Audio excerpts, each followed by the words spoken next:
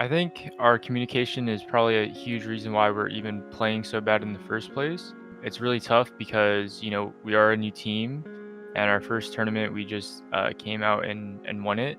But there are going to be times where we're not playing so well, and we're still learning how everyone reacts when maybe they're not having the best game, or maybe we're just playing bad. So we're learning how to work with each other and how to communicate with each other in that way, and definitely phase one was a learning experience for us.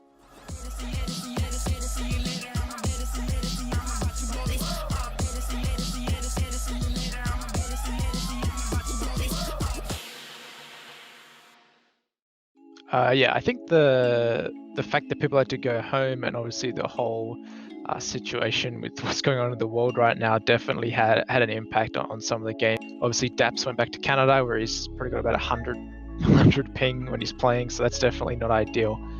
So that definitely has a big effect, particularly on CT side when he's trying to hold those angles. So it definitely had a big effect. I think just the fact that not just them moving home, but also the fact that the competition moved to online rather than LAN, I think actually disadvantaged us in a way. I think we proved to Anaheim we're pretty good on LAN, and moving to online is obviously a little bit more random, and there's a reason that people tend to take it a little bit less seriously when looking at results.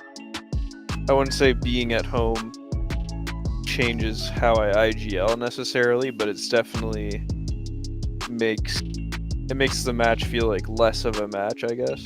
It's not on LAN, I have 110 ping. Kind of just sucks to play from home, but just to the edge, you'll see the shadow, and great double spray down for Bented. That was absolutely perfect fighting. Bented just silently waiting on the inside, getting treating right in. Oh, speaking of nade stack, that's a nice one on the stick. Force him away. Automatic's got an angle. That is not a deep enough Molotov. I think Gen G's just struggling to contain this kind of very aggressive, loose, half-puggish style.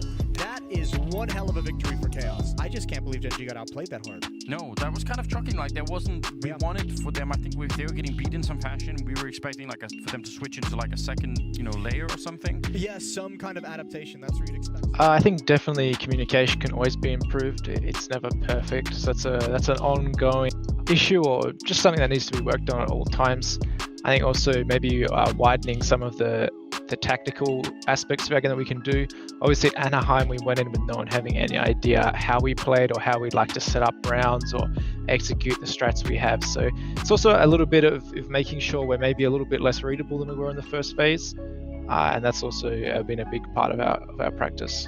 I would say our issues are sort of deeper than that. I mean, I think some of our issues came up even versus Envy on LAN before we went to online. It just sort of seems like people have less confidence right now individually on the team, and maybe people on the team also haven't necessarily been in a position before where they're expected to win the match.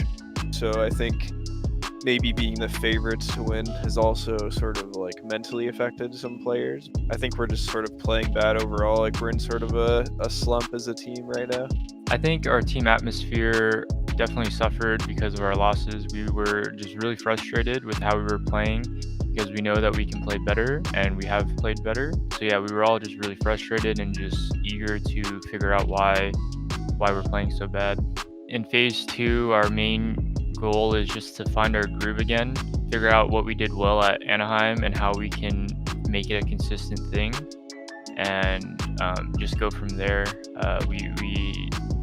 We haven't been playing with each other for that long, so we're just taking it day by day and trying to improve